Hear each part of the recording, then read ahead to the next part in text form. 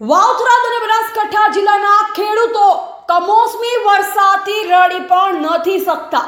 છેલ્લા એક અઠવાડિયાથી સતત માવઠાના લીધે મગફળી, કપાસ જેવા અનેક પાકોમાં સંપૂર્ણપણે નુકસાન થવાથી ખેડૂતોનો દર્દ હૈયાથી છલકાયો।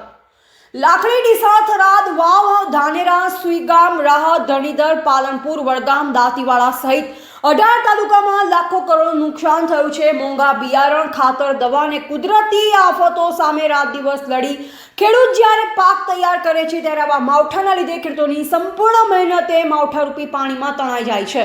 જ્યારે કુદરત રૂઠે ત્યારે કોની આસ આવે? ઘડીએ સરકાર માયબાપ હોય છે। ખેડૂતોએ સરકાર જોડે યોગ્ય સહાય કરી યોગ્ય વળતર મળે તે રીતે અપીલ કરી છે। ઉત્તર ગુજરાતના ખેડૂતો આગેવાન દોલાભાઈ ખાગડાએ જણાવ્યું કે ઉત્તર ગુજરાતમાં થયેલા કમોસમી વરસાદના લીધે ખેડૂતોને થયેલ નુકસાનનું યોગ્ય સર્વે કરી સરકાર ખેડૂતોને યોગ્ય વળતર આપવાની માંગ કરી છે। રિપોર્ટર ઓમપુરી ગોસ્વામી, બનાસકાંઠા સાથે અલ્પેશ ગોસ્વામી, કાંકરેજ। પ્રભારી હેમાભાઈ કરશનભાઈ ખેરોલા, સરપંચશ્રી ખેરોલા, મારા ગામમાં 75 થી 80% મગફળીનું વાવેતર છે અને 75 થી 80% મગફળી બધી ખોદેલી જ હતી અને બધી મગફળી નાશ થઈ ગઈ છે અને આટલો મોંઘો બિયારણ કે કટ્ટા પાછળ લગભગ 6 થી 7 હજાર ખર્ચો થાય છે। એ ખર્ચાને વળે એમ નથી અને મારી વિનંતી છે સરકારશ્રીને, સરકારશ્રી જે સર્વે કરાવે અને દરેક મીડિયા મારફતે સરકારશ્રીને રજૂઆત કરાવે, બધા ગામો રજૂઆત કરે, સરપંચશ્રીઓ બધા રજૂઆત કરે અને આ લાખણી તાલુકાના તમામ ગામોમાં નુકસાન છે।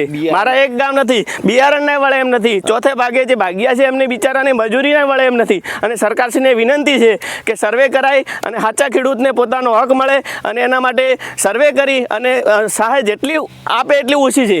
અત્યારે તો ખેડૂતો રોવાના વાળા આવ્યા છે, ખેડૂતને બિચારાને આગળ પણ આવી રીતે પરિસ્થિતિ સહેલી છે, બાજરી વખતે બી સહેલી છે। સતત ખેડૂતોને 12 મહિનાથી નુકસાન જ ભોગવાનો વારો આવ્યો છે અને સરકારશ્રી ટેકામાં રહે અને સરકારશ્રીને ભલામણ છે કે દરેક જગ્યાએ ગામ સેવકો દ્વારા સર્વે કરાય અને જે નુકસાન થયું છે એની ભરપાઈ કરી આપે।